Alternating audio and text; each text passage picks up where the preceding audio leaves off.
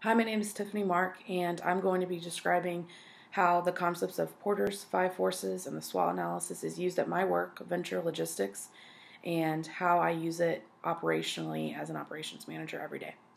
Porter's 5 forces has been around for many years, and it works to examine 5 different forces that ultimately lay the framework for an operation strategy that focuses mainly on revenue, but also various challenges in and outside the market.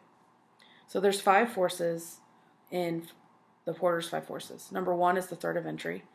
Number 2 is the threat of substitute products or services. Number 3 is the bargaining power of customers. Number 4 is the bargaining power of suppliers. And number 5 is the competitive rivalry among existing firms. I got this information from Investopedia. At my work, Venture Logistics, there are several ways that the first force of entry could cause potential setbacks. Although my company offers third-party logistics services using both in rail, I do think that other companies could enter the market easily. It would just take time. My company offers a unique service where the rail car comes inside the building, then my team unloads it, either puts the freight directly into a rail car or into a truck, or they stage it in inventory areas.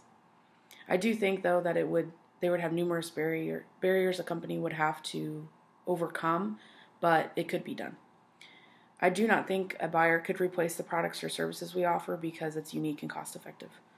The third force being bargaining power of customers, I definitely think is prevalent at Venture Logistics because there's about 3 other companies that offer rail services, and all of which companies in the area are very competitive. I do think that one aspect that has to be watched is how much we pay for expedited trucks and services.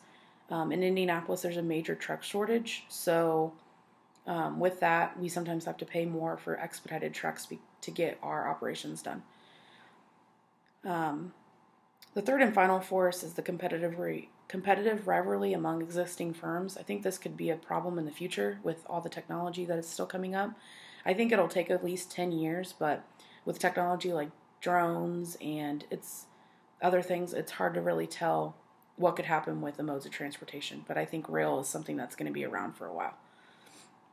In an article written by Michael Dobbs in 2013, the author describes the importance of using Porter's 5 forces as a template to dive deeper into future analysis and not just in that moment. The analysis should be comprehensive, structured, and practical in its use, according to Michael Dobbs.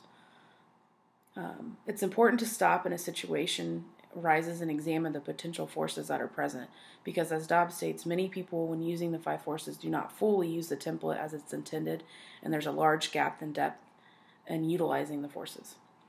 The SWOT analysis is very helpful in my day-to-day operations at Venture. The SWOT analysis, in short, just identifies the strengths, the weaknesses, the opportunities, and threats that are present. At my company, as an operations manager, I'm constantly seeking ways to improve the organization, and the SWOT analysis helps me fully graph out what I have against me in day-to-day operations. One way you can do that is by realizing the various aspects that surround the organization, and the strengths and weaknesses are considered some of the internal things. So, and the opportunities and threats are more external. So laying all that out can help me identify these. There are various ways that how we do operations at Venture and how they're actually portrayed, but understanding the SWOT analysis and Porter's 5 forces helps our company continue to grow and develop, and me as a supervisor. Thank you.